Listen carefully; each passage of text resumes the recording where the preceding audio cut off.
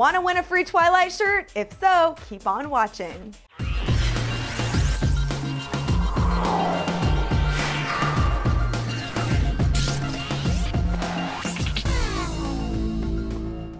Hey Twilight Cleeps, welcome back to the show. I'm Joslyn Davis and today's t-shirt giveaway contest is the Sunday edition. Now we have got 2 different tees to give away today, so here is how to enter. You gotta head on over to facebook.com/clevertv, click the like button, and then leave a comment on the Twilight t-shirt contest number 6 video post saying which t-shirt you like. Now remember, this is also open to all of our international friends as well. So here we go.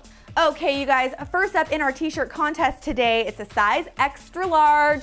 It's an awesome shirt. We see Edward, we see Jacob, and we see Bella in the throngs of an intense love triangle. I love this one. We have another great black shirt. This one is a size small though, for all of you out there who want that size. It's a new moon shirt. It's got Team Edward written all over it. It even says, "What would I do without you?"